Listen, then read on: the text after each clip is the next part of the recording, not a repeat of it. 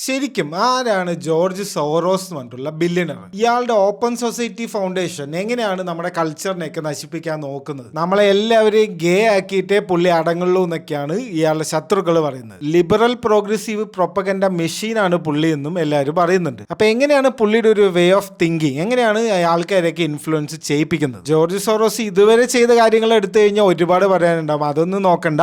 ഒരു ചെറിയൊരു എക്സാമ്പിളോടെ ഈ കാര്യം പറഞ്ഞുതരാം. പുള്ളിയുടെ ഈ സ്ട്രാറ്റജി നമ്മൾ ഈ ബാക്കിയുള്ളവരുടെ പോലെയല്ല, കുറച്ച് വ്യത്യസ്തമായിട്ടുള്ളതാണ്. അമേരിക്കയിലെ എല്ലാ ഡിസ്ട്രിക്റ്റിലും ഡിസ്ട്രിക്ട് അറ്റേർണി എന്ന് പറഞ്ഞിട്ട് ഒരാളുണ്ടാവും. DA എന്നാണ് ഇങ്ങനെയുള്ള ആളിനെ വിളിക്കുക. അതായത് നമ്മുടെ നാട്ടിലേക്ക് പബ്ലിക് പ്രോസിക്യൂട്ടർ ഉണ്ടാവുമല്ലോ, അതായത് ഗവൺമെന്റിന് വേണ്ടി ഗവൺമെന്റിന്റെ കേസുകളൊക്കെ വാദിക്കുന്ന ആള്. ബേസിക്കലി ഒരു വക്കീൽ തന്നെയാണ്, പക്ഷെ കുറച്ചുകൂടെ പവേഴ്സ് ഉണ്ട്. എന്നാൽ അമേരിക്കയിൽ ഈ DA സെലക്ട് ചെയ്യുന്ന എങ്ങനെ വെച്ച് കഴിഞ്ഞാൽ ഇലക്ഷനിലൂടെയാണ്. നമ്മുടെ നാട്ടിൽ പൊളിറ്റീഷ്യൻസിന് ആവശ്യമുള്ളവരെ ഈ പബ്ലിക് പ്രോസിക്യൂട്ടർ ആക്കുന്ന പോലെയല്ല. അമേരിക്കയിലെ ഇലക്ഷനാണ് 2 to 6 വർഷത്തിന്റെ ഇടയിലാണ് ഈ ഇലക്ഷൻ വരിക. വലിയ സംഭവം ഇലക്ഷൻ ഒന്നുമില്ല, ചെറിയ ഇലക്ഷനാണ്. പക്ഷെ നമ്മുടെ നാട്ടിലും ഭയങ്കര വ്യത്യാസം എന്ന് വെച്ച് കഴിഞ്ഞാൽ പവറിലാണ് വ്യത്യാസം. ഈ DA വന്ന ചെറിയ ആളല്ല, എല്ലാ കേസും, അതായത് ഗവൺമെന്റിന്റെ എന്നല്ല, എല്ലാ കേസിലും അവസാനം തീർപ്പ്, അതായത് ഇയാൾ ജയിലിൽ പോകണോ, ഇയാൾക്കൊരു പ്ലീ ഡീല് കൊടുത്തിട്ട് ഇയാളിനെ പുറത്ത് വിടണോ, പൈസ അടച്ചിട്ട് ഇയാളെ ഫ്രീ ആക്കി വിടണോ എന്നെല്ലാം തീരുമാനിക്കുന്നത് DA ആണ്. അതേപോലെ റിഫോർംസ്, എന്തെങ്കിലും ഒരു ലോ ഉണ്ടെങ്കിൽ അത് പാസ്സാവണമെങ്കിൽ DA കൂടെ വിചാരിക്കണം. 2016 പൊളിറ്റിക്കോ എന്ന് പറഞ്ഞിട്ടുള്ള മീഡിയ കമ്പനി പുറത്തുവിട്ട ഒരു ന്യൂസ് റിപ്പോർട്ടിലാണ് ഇങ്ങനെ ഒരു കാര്യം പറയുന്നത്.